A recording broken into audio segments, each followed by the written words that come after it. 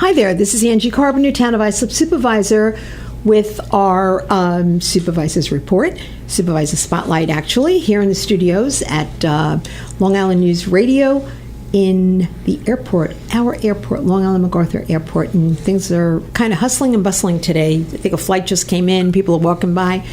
But in the studios today, we have with us the public safety gurus from the town of Islip, our Commissioner, Tony D'Amico, and Deputy Commissioner, Tony Prudenti. And if you think it gets confusing sometimes, it does.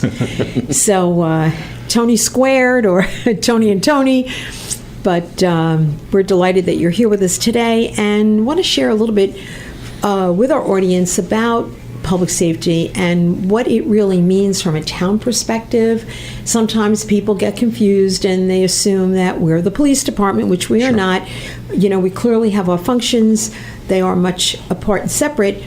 But having said that, we do enjoy an incredibly wonderful relationship with the police department, working hand in hand with them. And I think the background that both of you bring to the table has really been extraordinary in helping with that kind of relationship. I don't know that other town enjoys, it as well as we do. We're quite blessed. So let me start with Tony number one, our Commissioner, Tony D'Amico.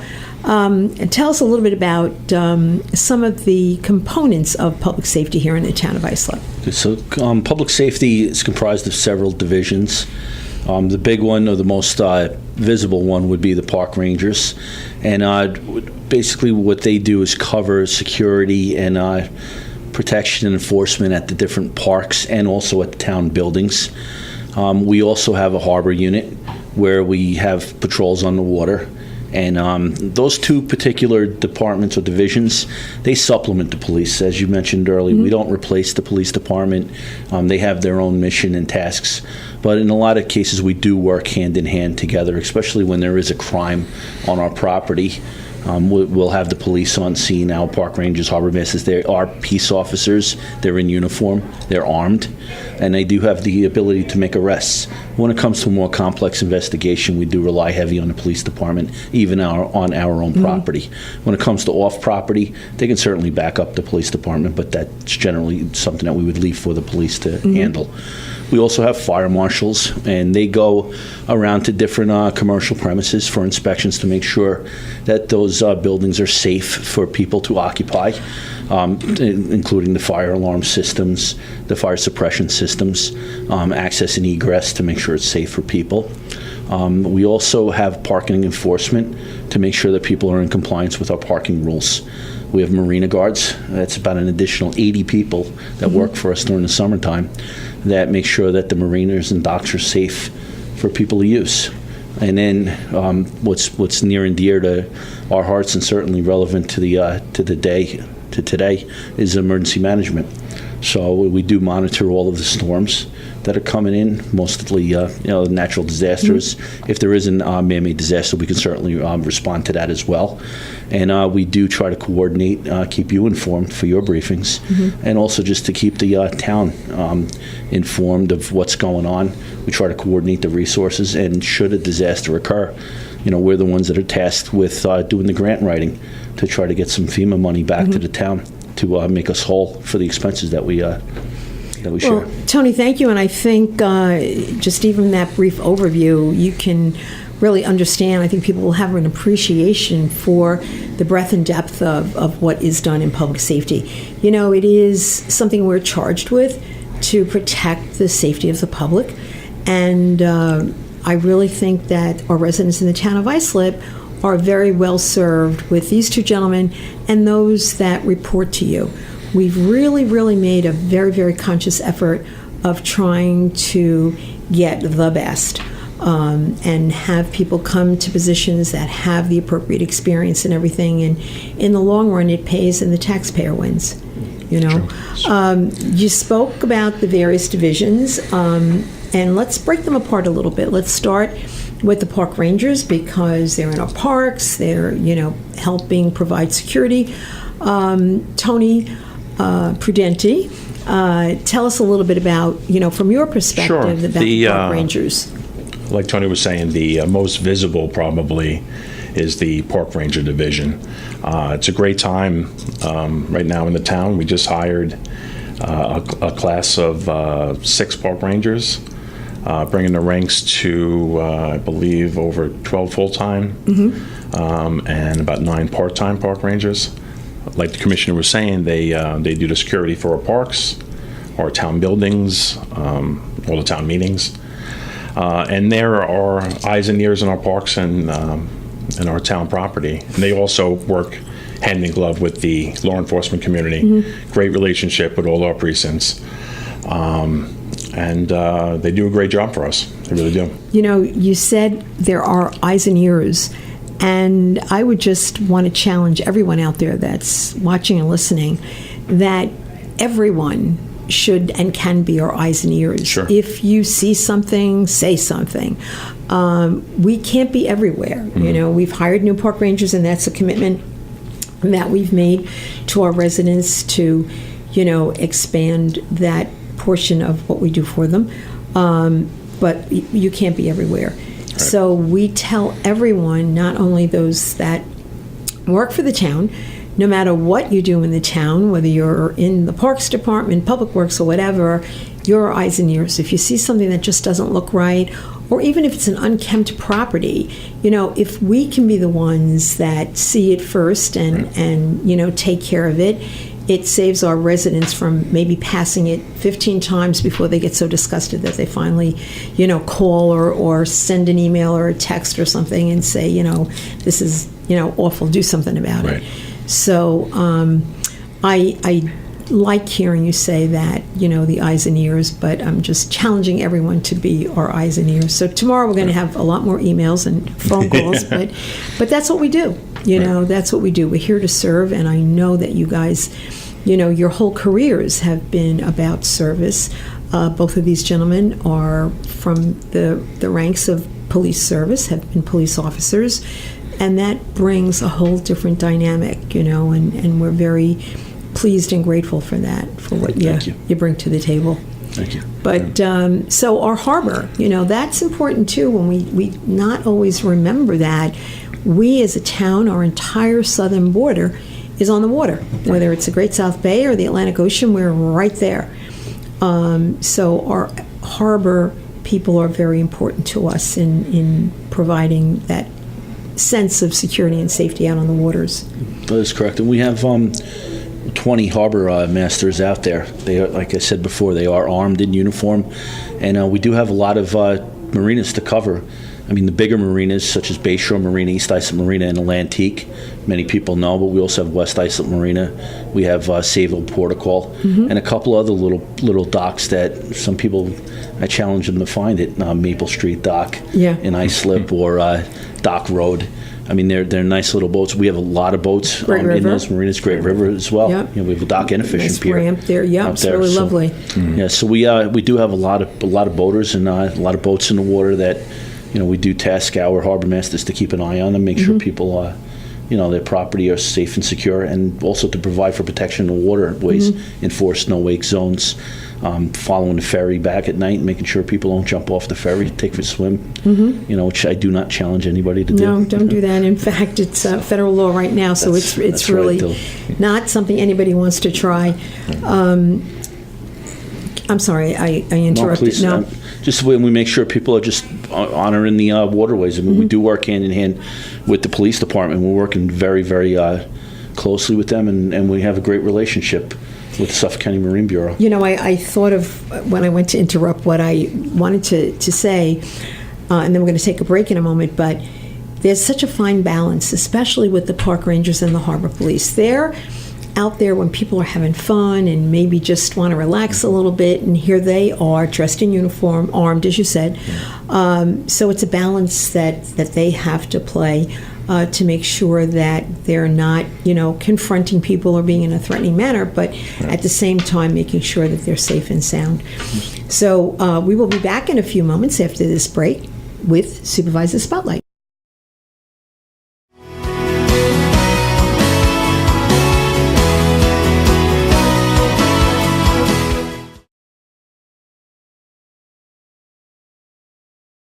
Welcome back to Supervisor Spotlight. As I said, we're here in the studios at Long Island MacArthur Airport, Long Island News Radio, very gracious allowing us to use their studios.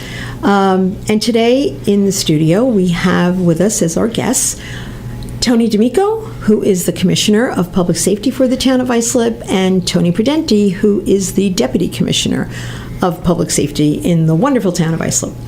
We talked a little bit earlier about the various divisions, touched a little bit on the park rangers and not so much on the fire marshals. And I know out there in the minds of the public, there sometimes people think they're synonymous with code enforcement and not quite sure who you call or who's involved. So if you could, let's delineate exactly, code enforcement versus fire marshals. What is the difference? Okay, so, calls come into the town, and that's up to us we could separate the difference as far as reporting the complaint. But to show, if we get a complaint on a business, the fire marshals handle it. If it goes on a residence, code enforcement handles it. That's a real overview generally. So when we look at it, illegal apartments, cars on the grass, unkept homes, people live there, that's a code enforcement complaint. Code enforcement does fall under the town attorney's office. They have investigators, and they go out and do those investigations. Let me interrupt for a moment because you reminded me of something. We had a town board meeting yesterday, and somebody came up and was very annoyed that a violation was issued to someone. And yet, on the other hand, we get people that call all the time, we're not being tough enough, I'm sick and tired of looking at this guy that's got 2 feet of grass and hasn't had it mowed, and, unregistered cars parked in the street, parked on their lawn, parked all over. And, we're basically complaint driven, and we'll respond when a complaint comes in. But last year and this year too, we did a quality of life initiative, and someone came forward and said, "Oh, you started a new department." Well, no, we didn't form a new department, but there was an initiative based on feedback we got from our residents that they don't want to see, an unkept town. They want things to look nice. People work hard, to keep up their homes, and if they're next to someone who doesn't, it gets more than a little discouraging. So we have gone out there when we see, the 2 feet of grass or vehicles that are not where they're supposed to be, they are, being notified. Sure. So, again, I just wanted to clarify that. And yesterday. to add on that, too, a lot of times those houses that are not kept also have broken fences and pools in the backyard. And we make sure, that's what code will go out and make sure that there's permits for the pools and alarms and the fences are secured so that we don't have to respond to another child dying and drowning in a pool, which unfortunately we have responded to quite a few in the last few years. And that, I have to tell you, we were so fortunate. Summer's over, thank God. We did not have any issues this summer, but that's not been the case in the past. And when you do get that report that a child is drowned, you're like, oh my God, I hope that, it wasn't something that, we didn't see, or that it was not that it was an unpermitted pool. We're doing this because we do want to make sure you don't have that tragedy happening again. We really, really do care, and it's not about, writing a violation and collecting money. Right. You just don't want those tragedies to happen, and that's why the rules are in place, and they weren't created by the town. We abide by New York State code, and that code is constantly changing, and we get that information that comes down to us, and we are charged and responsible and sworn to uphold the law. So when these changes are made, we've got to address them, and that's what you guys do every single day. That's right. And those code enforcement investigators, and along with the fire marshals, go to code class every year. They have compliance. They keep their records up, and we're constantly sending people out to training and trying to find the training locally so, we don't incur additional charges to send them to training. But with the fire marshals, they will also respond to abandoned homes, to residences. Usually those are the ones that we hear about where there are squatters. If houses that are in foreclosure, the bank hasn't completely taken over the house, but unfortunately other people have. And those become greater eyesores than the previous houses that we just spoke about. And a lot of times what the fire marshals will do, they'll go out, they'll try to notify the owner or the bank and give them an opportunity to correct the condition. If they don't, before the board, we'll present board-up cleanup resolutions. And you've noticed, in the public that go to the meetings have noticed, those lists of homes are getting longer and longer, it seems, at every board meeting. But after the board will approve a board-up resolution, then we'll have a company go out and board up the windows, lock the doors, cut the grass, make the house look a little bit better than it did before, get the squatters out. But a lot of times people do break back in, and that's where our partnership with the police department comes back in. The police department can go in and make an arrest for people that are in a house that's placarded, that's boarded. The fire marshals will fill out an affidavit for the police department. They will be the complainant. And we will prosecute anybody that is trespassing in a house that was boarded up by the town of Islip. We're hearing more and more of that, unfortunately, with these zombie homes. And, when people do, the house has been boarded up and then they break in again, sometimes or most times there are no utilities. So they may have propane heaters, whatever they're doing to manage to live in these homes. Or in some cases, they are so brazen that they're able to open up, accounts in fictitious names. How they do it, we still haven't figured out. But we have actually, to that point, have had some joint meetings with utilities to see if those procedures could be tightened up so you don't have people moving in, because you do hear the horror stories of a house that's been boarded up and now all of a sudden somebody's living in there, or they actually go in like they're moving into the neighborhood and they change all the locks and in they move. And Sure, we've had calls from the fire departments, from people running generators inside the garage to keep it going. Or to go to your point of brazen, I know a gentleman came to a board meeting that the squatter would sit in a chair in front of their house and wave to him when he came home. Yeah. And it's a slap in the face to the neighbor. And we did work with the police department in that case to get the individual arrested, and we've been keeping an eye on that home too. Yeah. So. Tony, in your tenure here now, do you see more of those instances of the zombie homes and everything?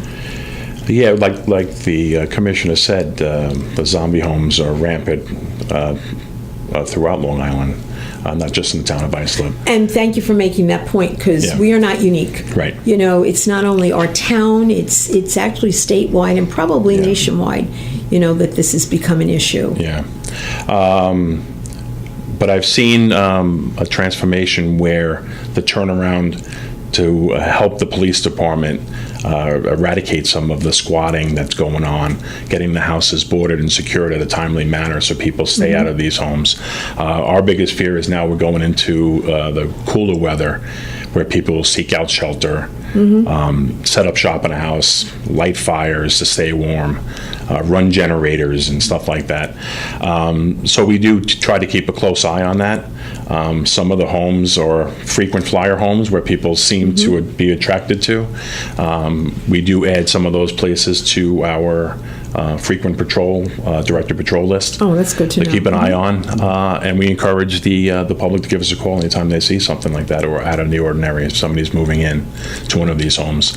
And the police department knows to call us and get the fire marshals out there in a timely manner to take care of it.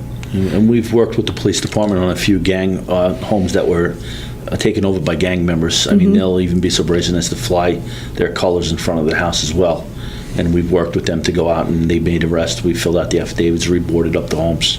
So it's certainly something that's very heavy on our radar. And, it's been mentioned time and time again, and I guess we can't mention it too often, the relationship that we enjoy with the Suffolk County Police Department. We work with the 3rd Precinct, the 5th, and a little bit with the 4th in Hauppauge, but those relationships, that really good working together really has translated to improved public safety for the residents of the town of Islip. So again, with your background, both of you, I know it makes it a little bit easier. You guys talk the talk, and it's really nice to see those relationships flourish. And the help that we've gotten from DPW has been invaluable, so I have to give credit to Tom Owens Oh, absolutely. and his crew for a lot of what they've done. So having said that, we're going to take another little break, but we will be back with our public safety officials from the town of Islip. Thank you.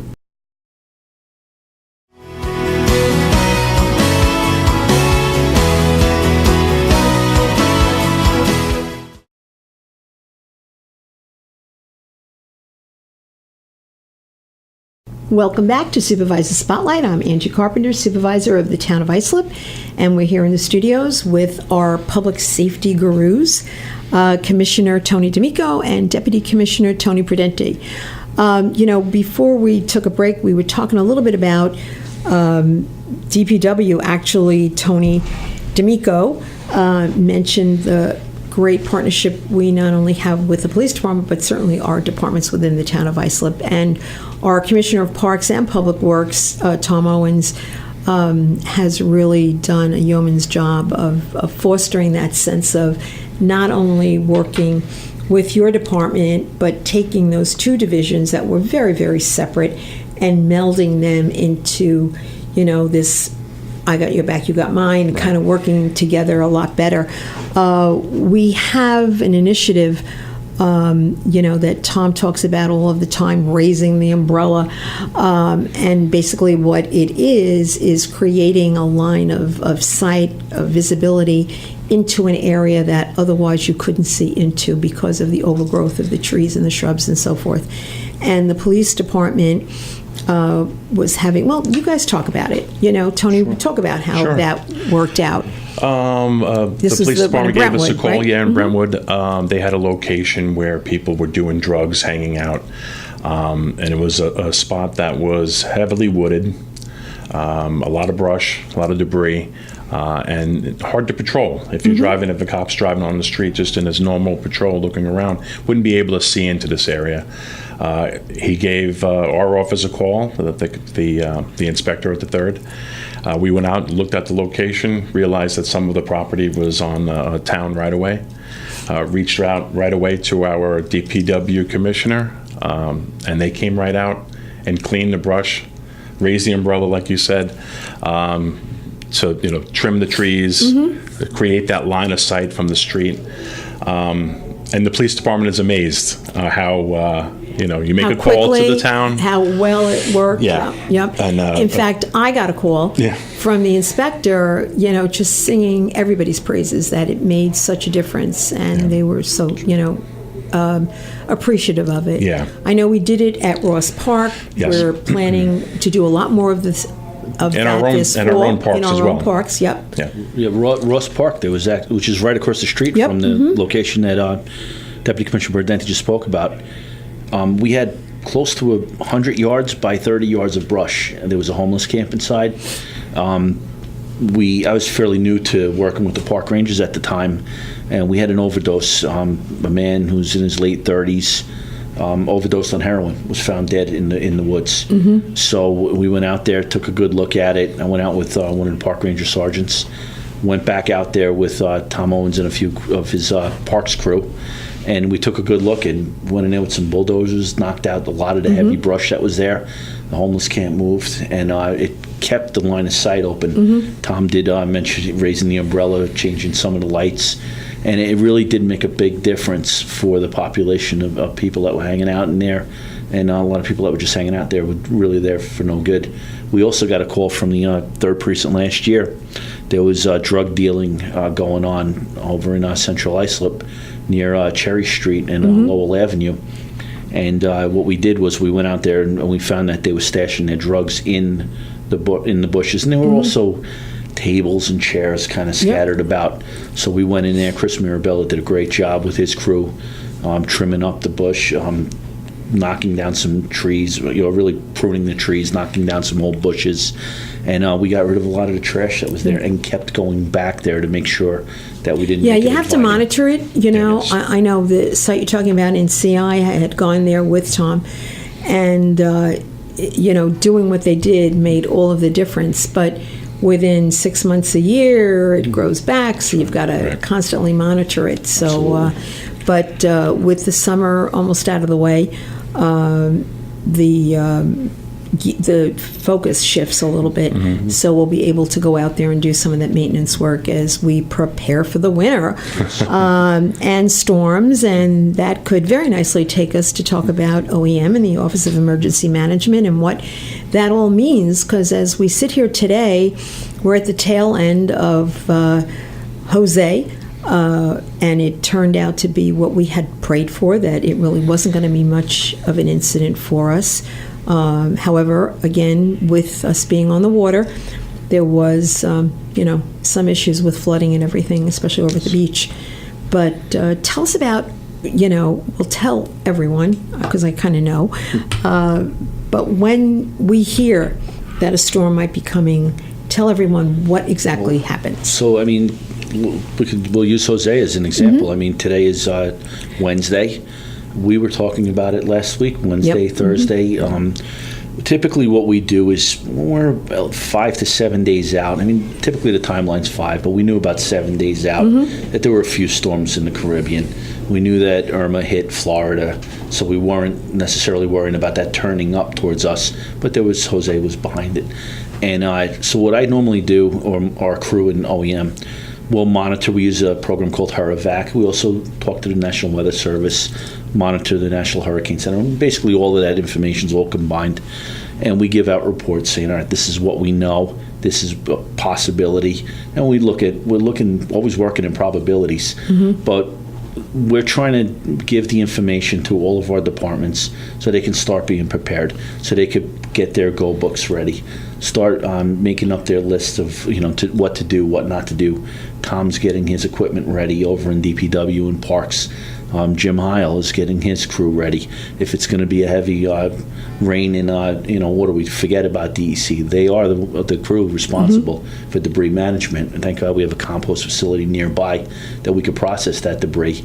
And also if there is flooding, they're going to be handling all of the old couches and washing machines, all the food, all of the garbage that's thrown out. That's a big task for Jim to handle. But we in OEM, we write plans, and we work with all the departments before it happens. So we have a debris management plan.